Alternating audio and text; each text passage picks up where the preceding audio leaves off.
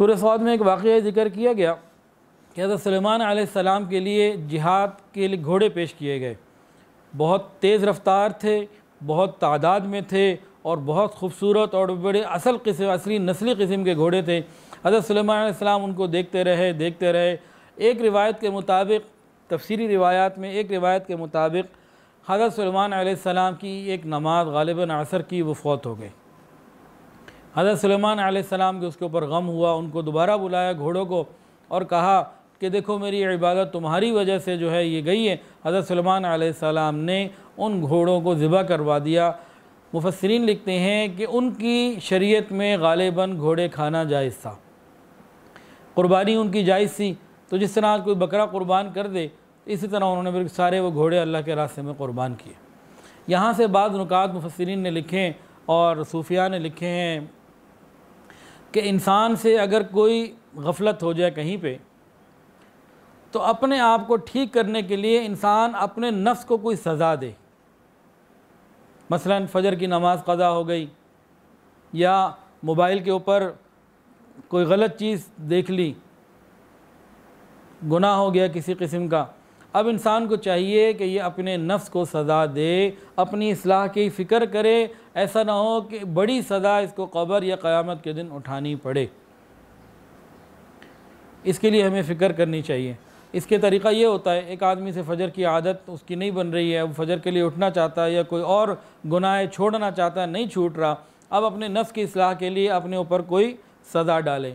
مثلا کیا سزا ڈال سکتا ہے؟ ایک سزا تو یہ ڈال سکتا ہے بھی آج میں نے کھانا نہیں کھانا ایک وقت کا، یا آج میں نے روزہ رکھنے یا میں نے 5 روزے رکھنے، کیوں میں نے یہ کام کیا، کیوں مجھ سے نماز قضا ہوئی؟ اچھا جی نماز قضا ہو گئی، اب قضا تو ادا کرنی ہے، ساتھ ہی ساتھ آج 20 رکعت نفل ایکسٹرا پڑھنے، کیا آج میں نے 2000 روپے صدقہ کرنا ہے۔ کوئی نہ کوئی انسان اپنے نفس کے اوپر سزا ڈالے تاکہ یہ نفس ٹھیک ہو جائے اور آئندہ وہ عمل ٹھیک ہو جائے۔ کتنے لوگ کہتے ہیں کہ ہم گناہ چھوڑنا چاہتے ہیں، چھوٹتا نہیں۔ جی آپ گناہ چھوڑنے کی ہمت کیجئے اور اپنے نفس کو اس طرح کی سزائیں دیجئے، انشاءاللہ العزیز ٹھیک ہو جائے گا۔ یہ نفس کو سزا دینا یاد رکھیے، ہم اگر اپنے اوپر کوئی ایسی سزا متعین کر لیتے ہیں، اگر میری نماز قضا ہو گئی تو میں نے 3 روزے رکھنے، یا آج میں نے 40 رکعت یا 20 رکعت نفل پڑھنی ہے، یہ گناہ نہیں ہے، یہ اپنی اصلاح کے لیے ہے۔ اور یہ اس لیے بھی بہتر ہے کہ اگر ہم نے نماز کی قضا کی عادت نہ چھوڑی، ہم سے نہ چھوٹی، یا نامحرم کو دیکھتے ہیں وہ عادت ہم سے نہ چھوٹی، تو قبر اور قیامت میں جتنی ذلت اور رسوائی اور سزا ہوگی وہ ان سزاؤں سے بہت بڑی ہوگی۔ اس کے لیے ہمیں فکر کرنے کی ضرورت ہے۔ حدیث کے اندر آتا ہے، حضرت ابو ہریرہ رضی اللہ تعالیٰ عنہ سے روایت ہے کہ ایک مرتبہ سلیمان ابن داؤد علیہ السلام انہوں نے فرمایا کہ آج رات میں اپنی تمام بیویوں کے پاس جاؤں گا۔